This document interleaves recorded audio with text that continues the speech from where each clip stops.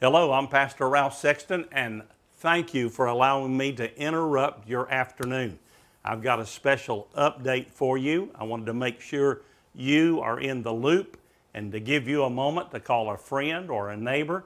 Tell them to join us live on Facebook for just a moment. A lot is happening in the world. We are seeing turmoil globally. I was looking earlier today at what was happening in Syria and in Lebanon and then in Israel, and then to see the conflict of Iran growing out of control. They are used to say they were years away from having a nuclear weapon, and now this week they're saying they're weeks away from having a nuclear weapon. So a lot is happening. Then add to that mix Afghanistan and the humanitarian disaster there, plus 15,000 Americans being trapped in Afghanistan. And then come right back into the United States, our southern border. Oh my goodness, over 1,200,000 people have crossed illegally into our country. Can you imagine what that's going to do to these states?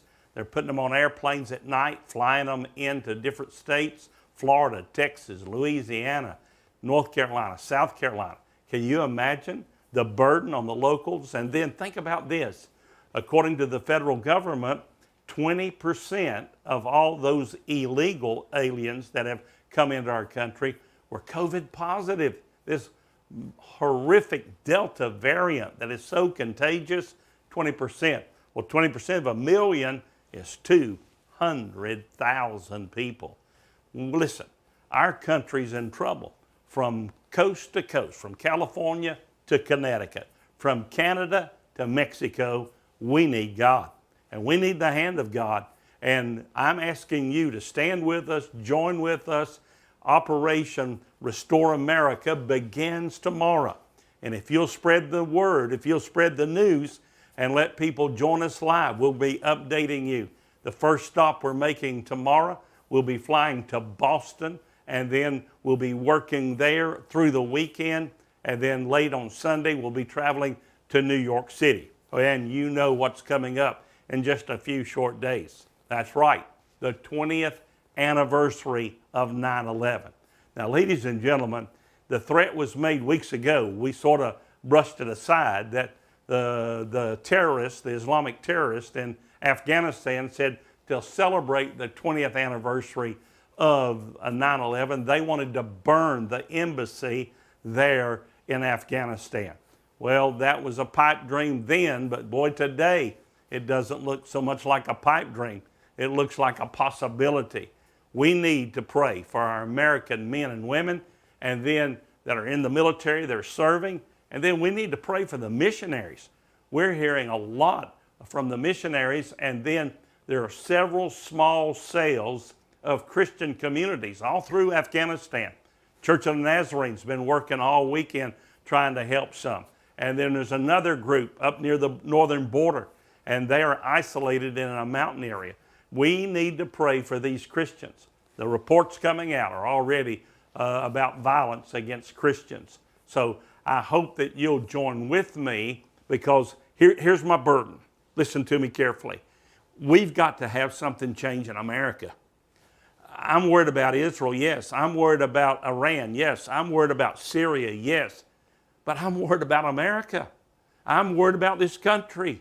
If we lose it at home, if our churches keep folding up, if we keep going out of business because we have no teenagers and we don't have any children in church, then where's the church going to be?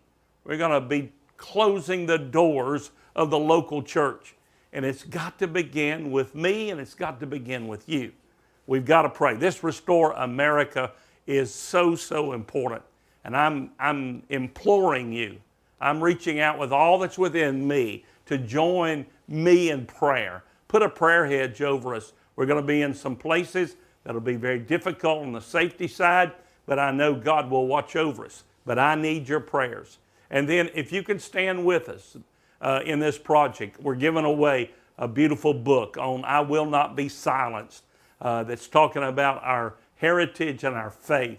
For all of you that make a special gift, you can go to the website and you can get the address for snail mail. You can go online and give.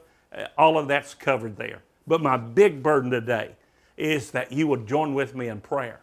Now, I want to update all of our friends. We're not going to put the tent up Saturday.